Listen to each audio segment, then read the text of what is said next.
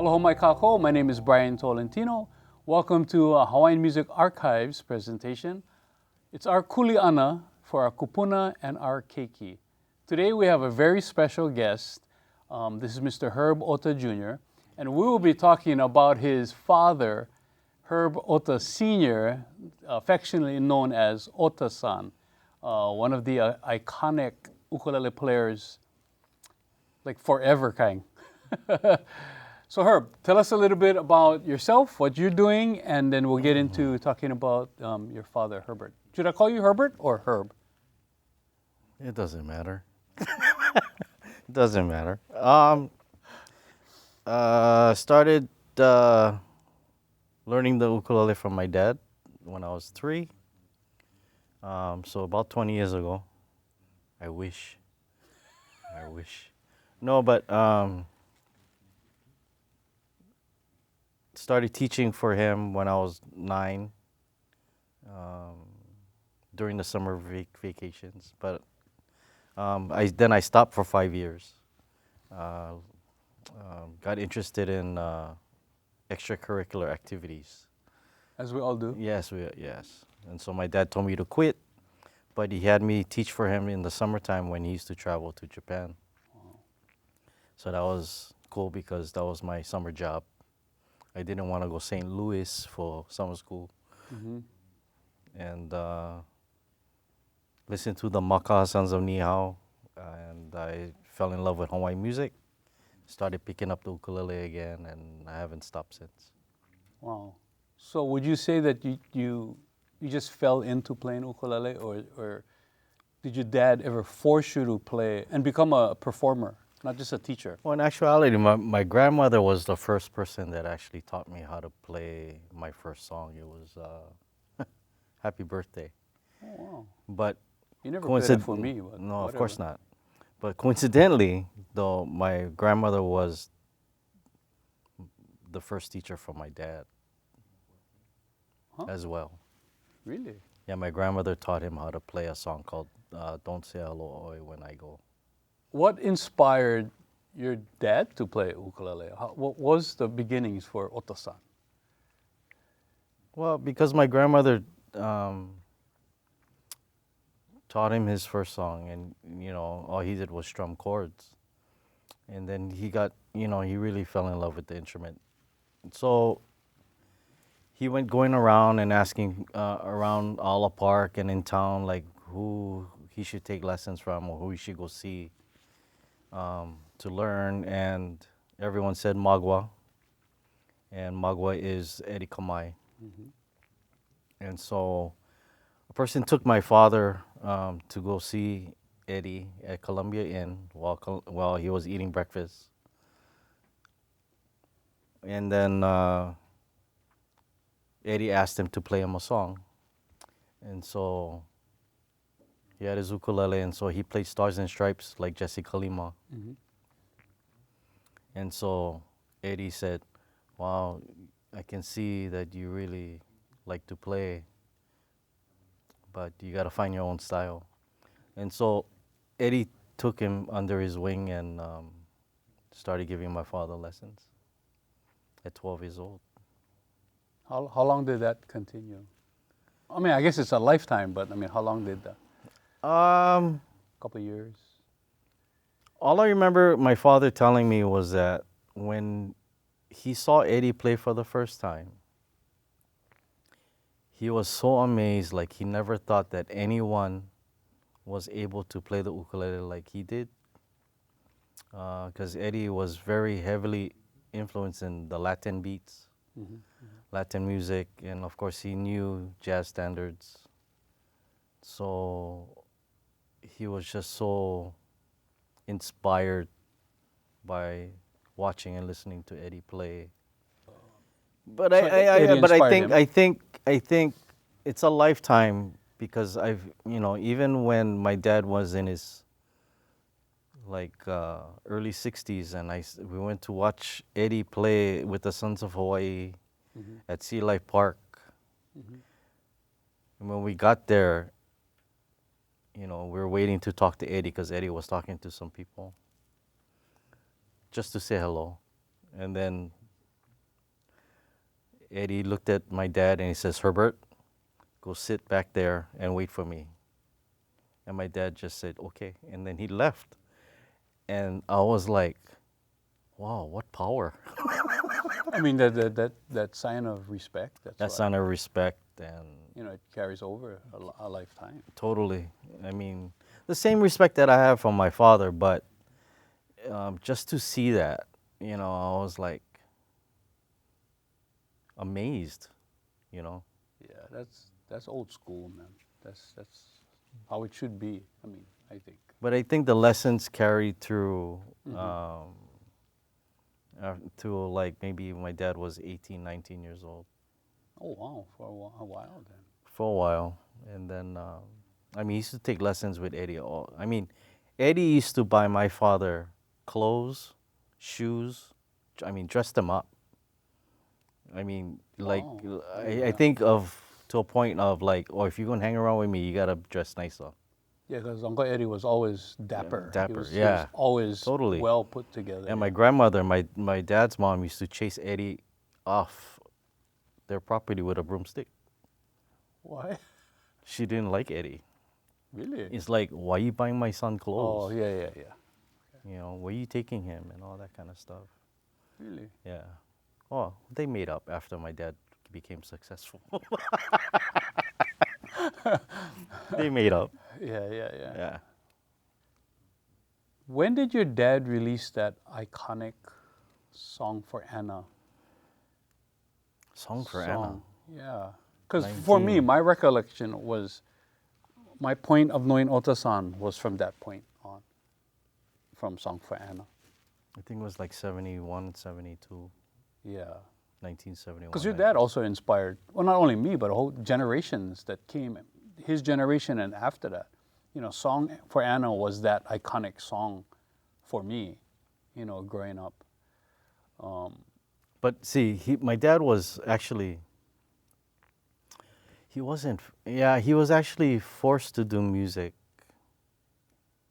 because, well, he and Eddie were planning to do a United States tour just as a duo. And then my father went to the Marine Corps. And so Eddie said, okay, when you get out, then we'll do the tour. 8, 9 years later,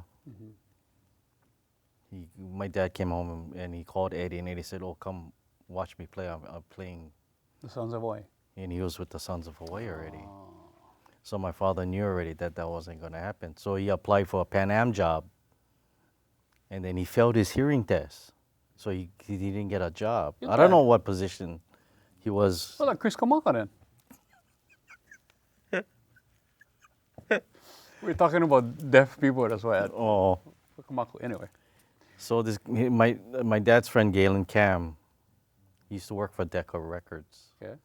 Introduced my father to Don McDermott. Don McDermott, yeah. at Hula Records. And then played for Don McDermott, and then said that I'll record you anytime you want to record. So because he failed his hearing test, Yeah. that's when his musical career started. After that, history. No, but when he was in the Marines, right? How did he get on the Ed Sullivan Show? I think there were auditions at Was that how you got on? the military, Oh. because they had military bands like that performing on the Ed Right. Sullivan Show. So he auditioned, and then my dad's sister had to mail him his ukulele because he didn't have an ukulele with him in the military. Wow. So he auditioned, and then he made it onto the show, and then he performed on the Ed Sullivan Show. Because I know, like him and Don Badurio was on that generation. Was Eddie Bush on there too? That's a good question. I don't recall. I don't know. But so once your dad recorded and all of these songs came out, he was like a worldwide phenomenon, I think, playing the ukulele. And back then there wasn't social media. your dad was like one of the first ambassadors to take it worldwide, musically. Well, he would always say that he was fortunate because, I mean, when that album became a hit with Don McDermott, and he was performing with he had a 4-piece band, I think, 3 or 4-piece band. He had a female vocalist, Linda Green, Francis Holcano playing vibes. Wow. He had a drummer, he had a bassist. You know, and that's when Waikiki was pumping. Like, people stood in lines to watch entertainment. You know. Was that when Alvin Okami played with him too, from I Kola? think, yeah. Around that time? Yeah, around that time. Wow. And then with the popularity of Song for Anna, he was popular here, right? But Song for Anna, in Brazil, a popular soap opera used it as a theme song. Oh. So it became a big hit in Brazil. So Herb Alpert contacted my father and said he wanted to release Song for Anna on A&M Records. So that's when it became a worldwide phenomenon for the ukulele. Yeah. So With no social media. with It no was just- social media. That's crazy, because you can be on social media now and suck. I mean, because of social media, right? And they still, you know, to be honest with you, they have his version of Song for Anna on iTunes or Apple Music. The which one? My dad performing Song for Anna. The Brazilian one, or just the one that actual recording. And to this date, I mean, it has sold over 6 million. what? Ooh, that's 6 million. That's a lot of roast pork plates. It's a lot of roast pork from St. Louis Drive-In. St. Louis Drive-In. Wow. So how many albums or CDs do you recall your dad recording? He has over 60 or 70. And all different types of music. That's the thing I loved about your dad. He played all kinds of music. Yeah. It wasn't just Hawaiian music, although he played Hawaiian songs, but he played jazz, he played bossa, he played all of that, man. But leading up to Song for Anna, Andre Pop, the composer of the song, saw my dad performing once in Waikiki. And my dad's break, he goes up, introduces himself, and he says, I'm going to write you a song in about 3-4 months. You're going to fly to Paris, and you're going to record the song. And my dad said, yeah, okay, yeah, nice to meet you. I got to go back and play, kind of thing. Break's done. Gives him his number. And then, sure enough, Andre called and said, fly up to Paris. I have a song written for you. And that's Song for Anna. Your dad retired, right, from playing Yes. now. Yes. So what is he up to? What is he doing? He's doing the best that he can at this point, but Does he play? I mean, no, he doesn't play anymore. at all? No, not at all. I mean, I joke around with him. I say, "Hey, Dad, I'm going to see an awesome ukulele, awesome ukulele player gigging, at this, any place." And he's like, "Who?" I said, "Me." And he just rolled his eyes, and then he said, "Go home already." So, yeah. And I'm still amazed at the fact that he plays like a standard size soprano ukulele. I think the reason why is he knows that a concert or a tenor has a better tonal quality. Right. But, I think my father had arthritis because he used to take cortisone shots in his fingertips. I know, ow! So. This was later on, though, right? Yeah, so I think downsizing to a standard was easier for him to play. Oh, wow. Yeah. And then when I talked to the Kamaka Ohana, Yeah. one of their innovations was the Ohta-san model, which was the bell shape The bell shape. model. How much of a say did your dad have into that? You know, did they talk to him and say, Herbert, what size ukulele, what would you like about it? Or did they just, You know, it's sad. I don't know specifically what was their conversation was for that, but I knew my father really liked that ukulele that Sam made. he really liked it? Yeah, he did really like it quite a bit. Oh, So because I talked to the Kamakaohana and they said, you have a model now, Herbert. I don't know why I call you Herbert. I'll never call you Herbert. yeah, only Eddie does. My father Yeah. and Uncle Mooney. No, but it's like, you know, they made a model for your dad Yeah. and then they made your model, right? Ish. Well, the tenor. it's not And my I told model. them it should have been a little bit smaller maybe than the original Herbert. Should have been a soprano. Nah, just kidding, bro. Just kidding. No, I mean with the tenor size bell. When I was talking to Casey about it, Yes. you know, he was asking about what kind of woods and So you had say in that then. yeah, in terms of wood, all I told him was koa. I just wanted koa. Right, right. And then I had a dream one night Ooh. after this initial discussion with Casey. Mm-hmm. And I had a dream one night that Kamaka made me a tenor size bell shape. So I remember waking up the next morning and then tried calling Casey, but he was flying Hawaiian. Mm-hmm. I mean, he was flying, so he didn't answer the phone. Like 10 times I called him, and then he called me back when he got off of work. He goes, "What? Yeah. What you want?" And I said, "I dreamt last night that you made me a tenor bell." Oh, originally it wasn't going to be another concert size? No, it was just gonna be a regular No, originally. tenor. Oh, a tenor size. Tenor oh, okay, size. okay. So he's like, "What?" I said, "Yeah, tenor bell." He goes, "Oh, interesting." And I said, "You guys never made a tenor bell, right?" He goes, my dad did." Mm-hmm.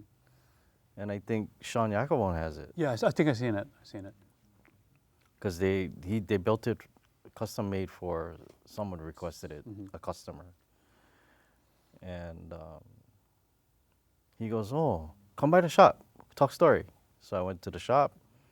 He said, "Hey, we go pay homage to our dads then."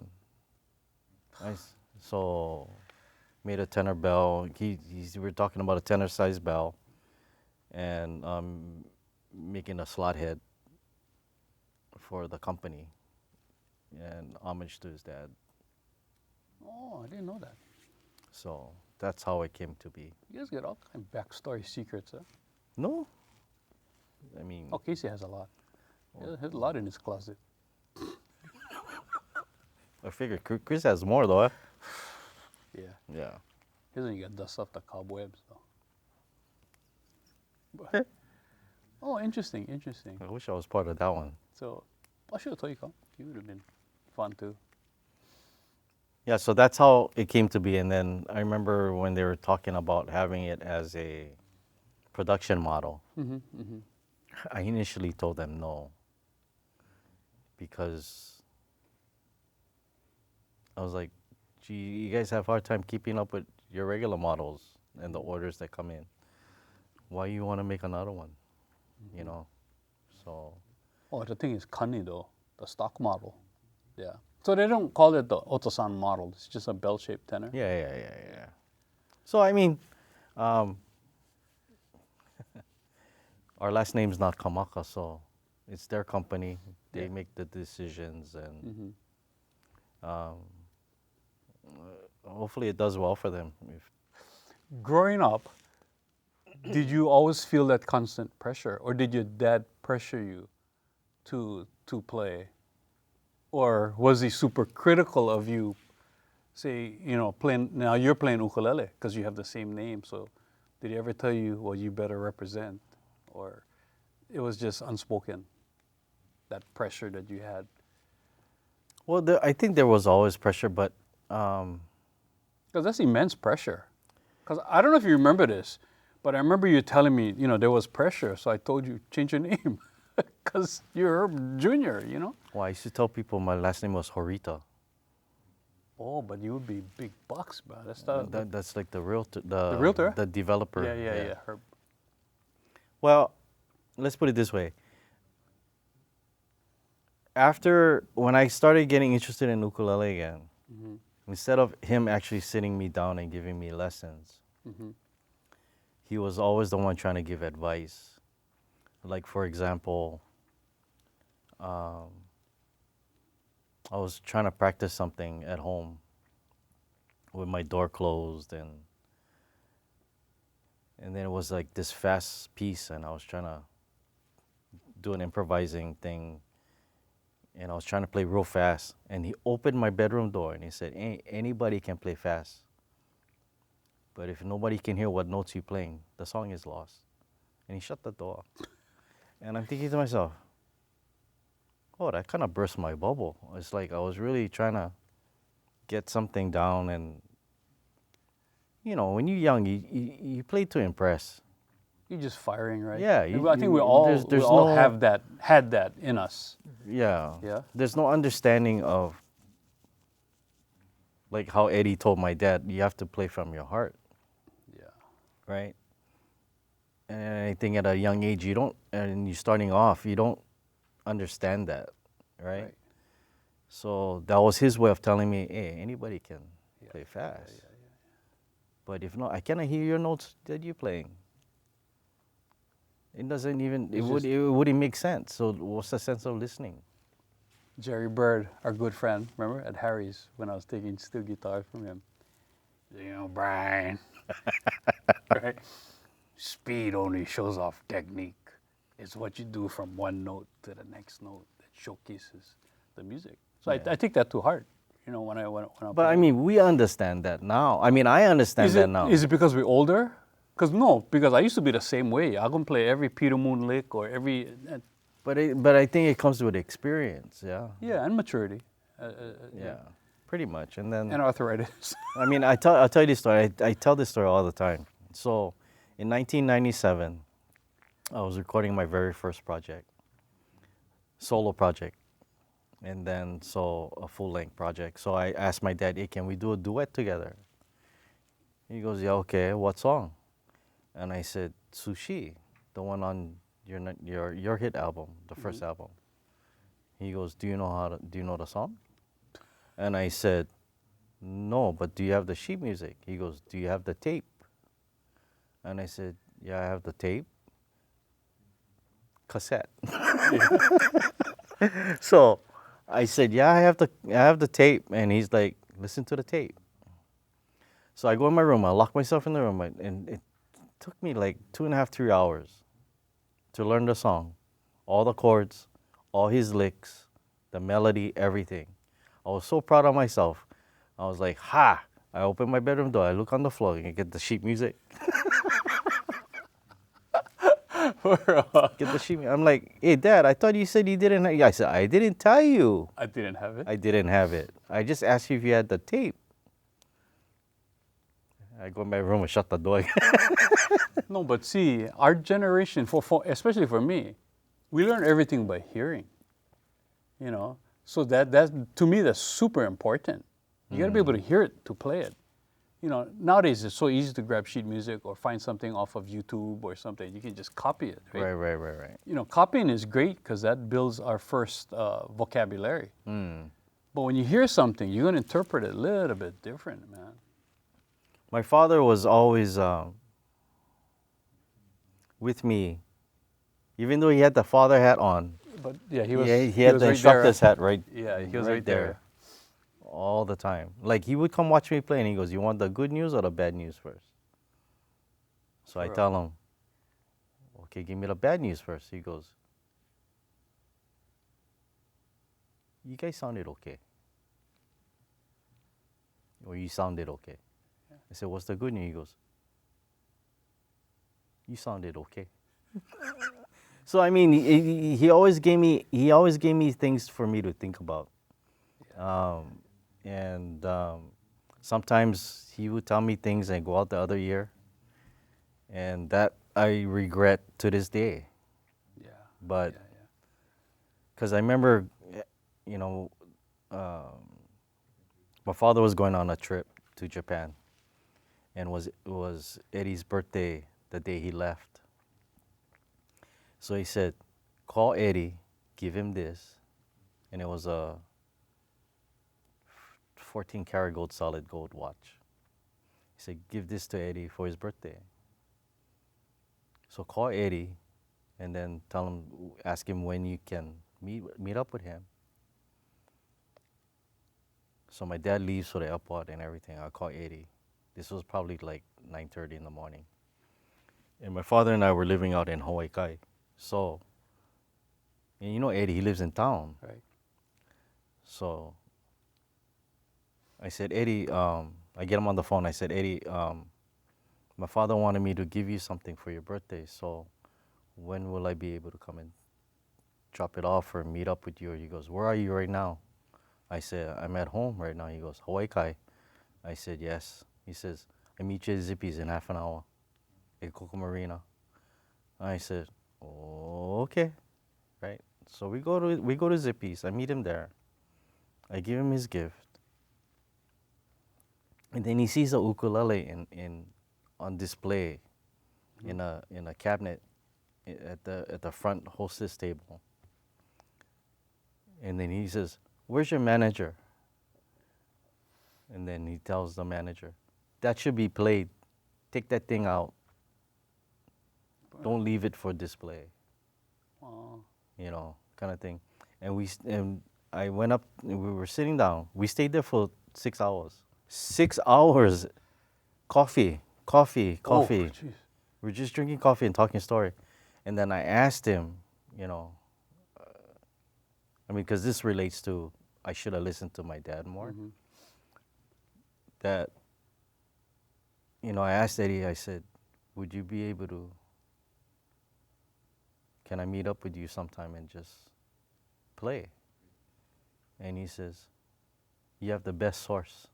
Go ask your father. Wow. He said, no, you go ask your dad. Wow.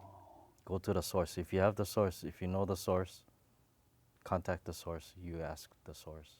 And I said, but you're right. He goes, no, ask your father. Because I taught him everything I knew. I said, but what if my dad doesn't want to teach me everything? He goes, no, he will, because I taught him to. You know, so. Did you ever have like formal lessons with your dad? Oh yeah, totally. I had to go to his studio. He had a studio at KAIM radio station on Harding Avenue in Kaimana. And then I used to take lessons once a week after school. Wow. You still had to pay him? No, I didn't have to pay him. But because of me not practicing, yeah, he gave it to me, like verbally, like more than the other two students in the class. Also, it's a group lesson. Yeah, with Safety in one numbers. was with Dean Sale. Dean Sale was Roy's Prize pupil at one point. Oh, Roy Sukuma's. for real. Yeah. And I think everyone knows, yeah, Roy was my dad's student. Yeah. I thought just because you live in the same house, you learn. No, And he wanted me to take formal lessons from him instead of at the house. so you were kind of trained into doing this, not necessarily professionally, but you were kind of trained to be an ukulele player from one of the greatest that, and I get it, but as a son, as a child, go in one ear, go out the other ear, yeah, sometimes. But that's when he noticed I wasn't practicing. That's why he told me to quit. Stop playing. Did you quit? Yeah, I didn't. The only time I played was when I had to practice the songs to teach his students when he traveled during the summertime.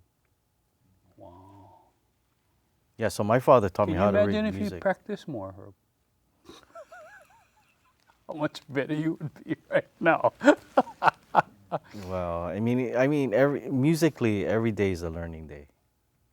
You never stop learning. Yeah, I truly believe that. And it's all the people that we get to play with, we get inspired from, past and present, right? To make us, as musicians, that's what we want, just to be, not to be better than someone else, but just to be better for yourself, I guess, as a musician, right? That's why I don't mean to sound political, but my father never went to a Hoko award. Well, he did several times because he had to, but he doesn't like to go to these award ceremonies because he felt that, you don't play music to win awards. You play music because you enjoy playing music. That's what I think.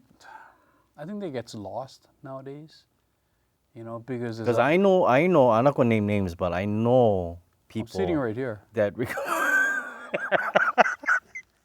that record just for exactly. the Hoko award. Exactly. And because that's sad. this is involved. That's why. Yeah, but that's sad. Yeah, because you and I know if there's food, we got the gig, man. I know. What kind of food? Yeah, I'll be there. Yeah. Yeah. Oh, he's never been. Oh, he's been several times. Well, as far as just to go. But he had to. Yeah. Like perform or give an award or something. Give an award or something like that. You ever give an award? I've been asked, but I've always turned it down. Yeah, you got asked. Mm-hmm. They never asked me. I'm not bitter, bro. But yeah, I do want to say, Herb and I do have two Hoko award-winning albums together, because it works because we're so different. We play different, and we just enjoy the music. And we do have another one that should be coming out in 2026 that will start. So, letting you. The trilogy. Yeah. So we'll be doing one. But it's always fun hanging with Herb, and hearing stories about his dad, which is, again, mahalo to the Hawaii'i State Archives for doing this, because it will be perpetuated. I remember Ocean Kauili telling us, you want someone to live forever, you got to keep talking about them. You got to have their stories, So, and, he was with Eddie, with the Sons of Hawaii, and your dad. I used to love listening to your dad and Nando Swan play guitar, because Nando was like a whole band by himself, and I don't know if I told you this story, but Nando used to be my neighbor. Yeah, you told me that one time. Yeah. So we used to live. I didn't know who that was, but I remember going over to his house one day, and I was friends with his kids, and he took me into his music room. I was like, wow, this is cool. Just a room, just soundproof, and I always wanted one like that. And then I found out later who Nando Swan was. I think he was one of the very few students of West Montgomery. Yeah. So he played exactly like that, and he was so good. Rest in peace, though. Yeah. Yeah, because when he passed, my father changed. Yeah, because he didn't have the band with him anymore. Right? Well, it's not that. It's that he used to call Nando every day. Oh yeah. So that friendship, yeah. So yeah. Father changed quite a bit. You don't call me, but I call you then. We just go eat. Yeah. Herb and I, we always have these business eatings. We don't talk about much, but we just go out and eat, just to stay in touch. But yeah, your dad, man, was so iconic back in the day. I used to listen to him. Then I used to listen to Roy Smack. Yeah. I have a Denny Rigor album. I have Eddie Bush, Baduria. Those were all people who influenced me. And then listening to Eddie Kama and the Sons of Hawaii. Yeah. And knowing that there's that connection. I always say, you hear of 6 degrees of separation. In Hawaii, it's like only 1 degree. Everything, everybody, and everyone is connected. So Herb, tell me the connection with your dad and Roy Sakuma, because Roy Sakuma is Yeah. another iconic figure in Hawaiian ukulele dum. Roy asked my dad, when my dad, that album came out with Sushi, and it was a hit, and they kept playing it on the radio, and they were advertising my dad giving lessons at KIM radio station. A friend of my dad said, Ohta-san, $1 lessons. The thing went around the block, the line. My father didn't make money that day, but Was it just that day, or? yeah, that one day, it's like offering $1 lessons. They said the line went onto Waialae Avenue. Bro, that's a big block, bro. And what, So- Roy was one of those guys? in line? No, but so it was known that my dad was teaching. So I think Roy contacted my dad, and my dad taught him. Roy was so inspired from my dad that he really wanted to learn, and he was pretty passionate about it, that he wanted to learn. So my father took him under his wing, and then I guess my father learned. Roy learned from him for a little bit, because he mastered everything that my dad taught him. And then one time he asked Roy to come to a class at the university to help him teach. And he was doing that. I think he did that several times. And then my dad went on a trip, and then my dad goes, "You like teaching?" And Roy said, "Yeah, I enjoy it." He had such a good time. And so Roy said, my dad told Roy, "Oh, because you're going to teach for me, that's why when I leave." And Roy's like, "What?" Kind of deal. So I think that's what started Roy's interest and passion for teaching. So, yeah, but little people don't know, though. Not too many people know that we family. Yeah, I know that. Roy's wife, Kathy, Mm-hmm. is my dad's first cousin. Oh, So right. Kathy's dad and my father's mom, brother, sister. so they're first cousins. They're first cousins. Oh, But Roy didn't know that Kathy was related to my father in the beginning. but he met Kathy after he was playing already. Then. Yeah, but again, Roy was taking lessons with my dad, but Kathy never told him. So the story is Roy and Kathy on a date went to see my dad perform. Uh-huh. And so during the break, my dad walks off stage, walks right past Roy and straight to Kathy and asked her, "What are you doing here?" And she said, "Well, I came with Roy. How's mom and dad?" "Well, they're good." And then he left without even acknowledging Roy and went right back on stage. And then Roy is like, "What was all of that?" Well, I mean, how do you know Yeah. Herb, right? And Kathy said, "Well, I didn't want to tell you, but That's your first cousin. we're first cousins. But I didn't want to tell you because she didn't want to ruin that dynamic that Roy and my father had." Oh. Yeah. I mean, people thought that Roy set up Roy. My dad set up Roy with Kathy because they were related, but that's not the case. Wow. I remember when I went to go see Eddie Kamai when he was in hospice. So Ocean Kauili called me, and I called Jake, say, "Hey, you want to go see Uncle Eddie?" And Uncle Eddie at the time was still chipper. But I remember Jake going over to Uncle Eddie. He was lying in the bed. And Eddie said, "You married?" Jake says, "Yeah." Said, "Take care of your wife." right? And then I remember Jake saying, you know, Uncle Eddie, mahalo for inspiring me, because all the people that have inspired me to play ukulele started with you, from you to Ohta-san and to Roy. You know, I was like, well, I found that kind of cool, and he told Eddie that, so Eddie knew before he passed on. You know, I bring this up when I teach a lot. There is that ike kupuna that we have. The knowledge that came before us comes from that, through us, to you, right? I mean, it's not like you went to University of Hawaii now, you're going to start the music department and you're going to teach ukulele. Right. It I mean, comes. I've heard it from you when I hear you talking to people. And it's so true that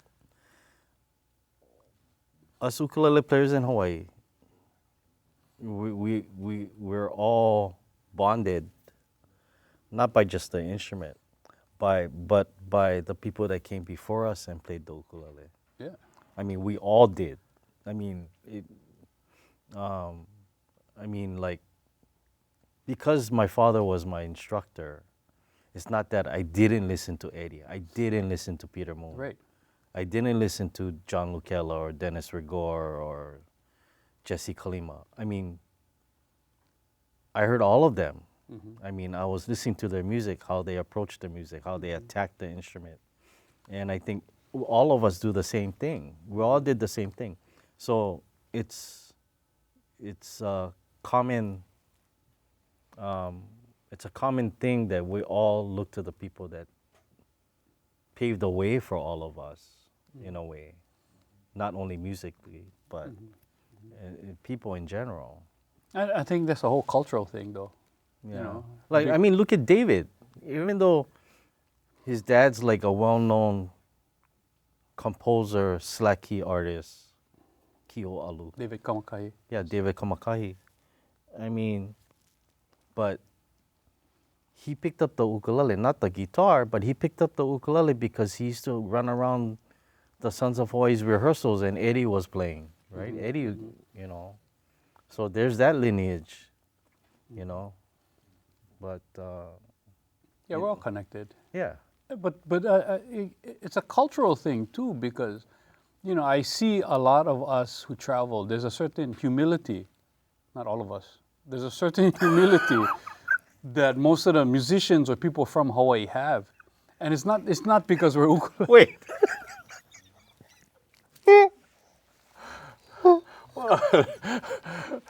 I'm gonna name names, bro. That's so fun. Well, okay. But you know what I meant, right?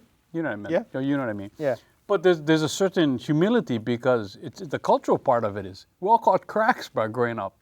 And that's part of it, right? So when we go out, we bring that with like Jake is a perfect example. You know, what you see off the stage is what you see on the stage, and vice versa. Okay. I don't want to throw you off, bro. Sorry. Yeah. So I mean, yeah, we're all connected. You know, and I think we all, for the most part, we all support each other. You know, because we all do it differently, and we're all one. You know, it can be cliche, but we're one big ukulele ohana that supports each other. Yeah. And yeah. Okay. So we talked about the Ohta-san model that Kamaka developed in the 70s. When was it? 70s. This year it celebrates 60 years. We just so happen to have Herb Jr.'s model. This is the tenor size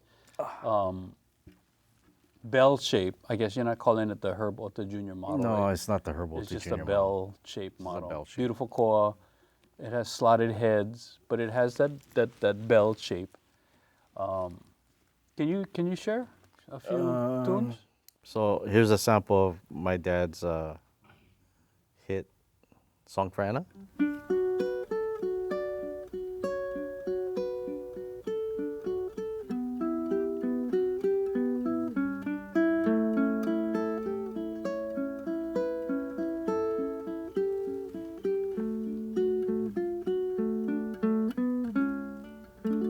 See, it's a Song for Anna. Sushi. Sushi is...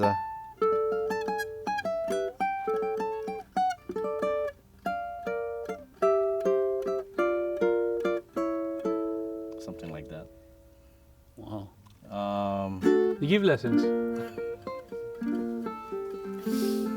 I mean, but every time I mean, my style is heavily borrowed from my dad's. Can't help that. Right.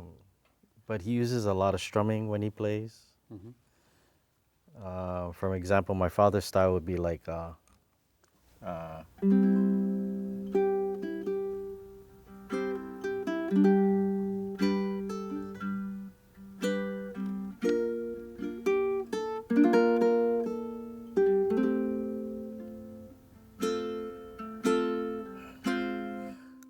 gives me the heebie-jeebies because it sounds like my dad. No, I was just thinking the same thing, but I was like, wow. Yeah, but my style is similar, but I arpeggiate more, yeah. Yeah. His is more strum, yeah. The subtleties, I mean, I notice it.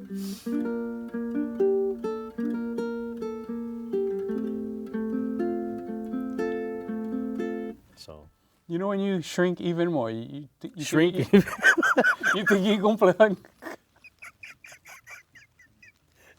You think you're gonna play on standard like your dad, would you? I mean, and the thing is, your dad plays with a low G, right? Right. Yeah, not He's too the one many that people started the low with G. the low G. Yeah, Yeah. I love it when Jake says, "Yeah, you know, your dad was one of my biggest inspirations," but you tell him, "Yeah, but he plays with low G," because Jake plays with a high G. But you know what's so funny, right? So when I graduated high school, I told my dad, with the money that I made from graduation, I said, give me an ukulele from Kamaka. And I told him I wanted a 6-string tenor. So he goes, okay. He goes out to Kamaka, he comes back, and he brings me home an 8-string tenor. And I said, Dad, I wanted a 6. Why you got me an 8? He said, well, got it for the same price. I got 2 more strings for the But same you got price. 2 more strings. I said, but Dad, I wanted 6. He goes, practice on the 8. Your fingers gonna come stronger. I was like bummed, but see, he started out with a 4-string, but he experimented. He went 8-string, he went 6, and then he went 4. So I started off with that Kamaka miniature model that Sam made me was 4 strings. Right. Then I went to 8. Uh-huh. Then I went to 6. Then I went to 4. So it was the same. Oh, interesting. So who knows? I might end up going concert, and then I end up going Baritone. This is a guitar for you, bro. standard. Yeah, baritone. Okay, so I heard this story, but who told you to lie down and play ukulele? Was that you developed that, or did your dad tell you? Oh, my father. So can you explain that? So he told me to lay down one day. One day at home, he said, lay down. Grab your ukulele and lay down. So I laid down and he goes, play a song. And I said, Dad, I cannot see my fingers. I said, yeah, that's the point. Lay down. He says, if I'm laying down, don't do this and look at your fingers. I want you to lay down and hold it like this, and I want you to play. I said, Dad, I cannot play. He said, practice. Use your ears and close your eyes and envision the fingerboard of your ukulele. And I said, I might fall asleep. And he goes, no worry, I'm here to kick you if you fall asleep, but practice. If you think you gotta lift up your neck, yeah, try hold that up for 3 minutes. Right.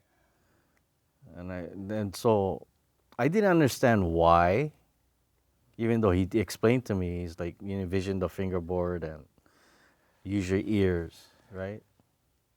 But he said, I realize now, and I realize, not exactly now, but Yeah.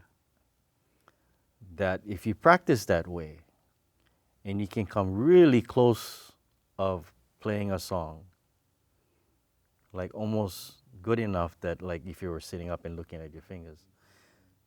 His intentions were, if I could do that if I looked at my fingers playing the same song, it will be that much more precise.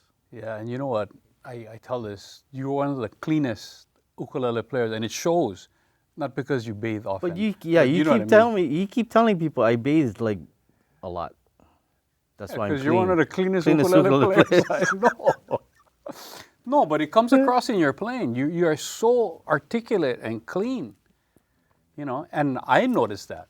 That's why I love sharing that story. But it's so funny, right? It's like when you and I played together, or when I used to play with David at the Hilton, people come up to me, it's like, wow, how come you only just look around when you play? And I said, well, it's a habit because I used to lay down and practice. So I never used to look at my fingers. Yeah. So I rather look around than, like look at my fingers and play. No, but when I look around, it's like, oops.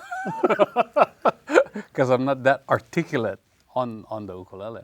But that comes across. No, but that helped me so much in my playing now that because if I need to play what would be a good song? Like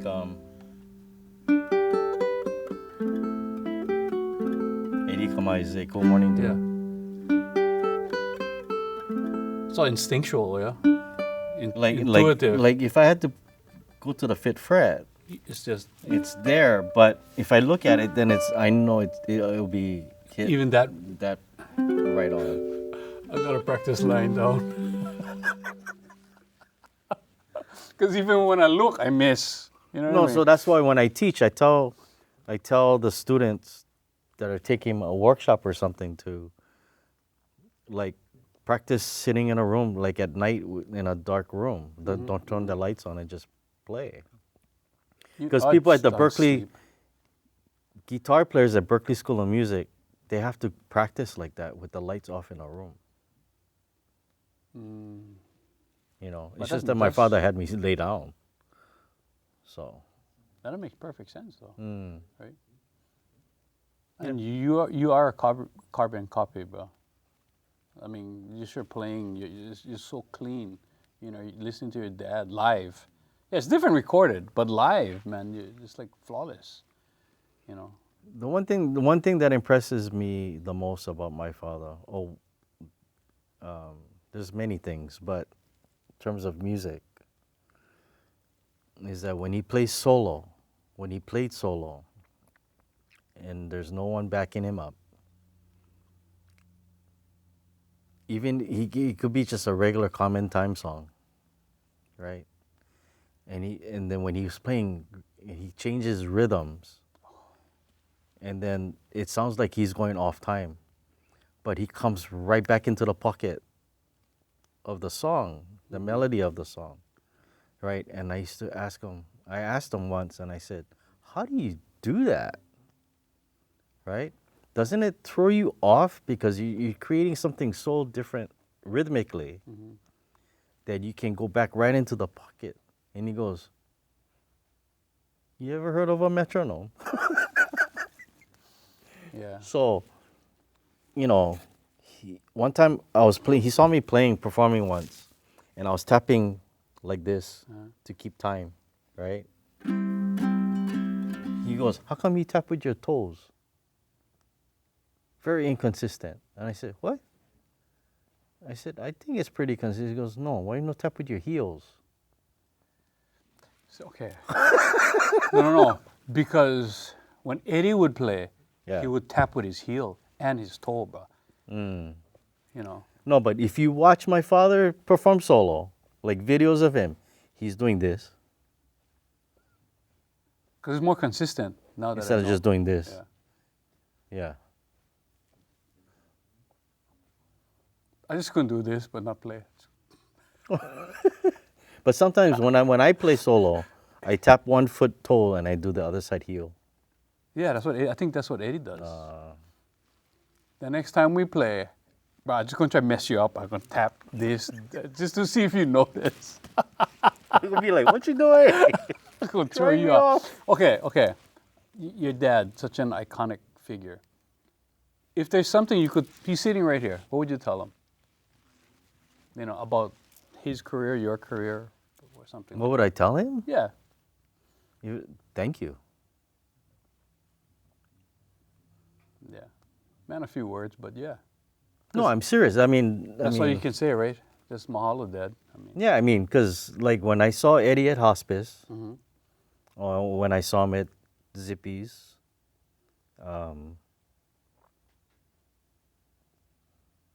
I told him thank you. I do that all the time to people. I say, just mahalo ba, you know, just to let them know. That brings this to a close. We just want to mahalo all of you. So take care and aloha.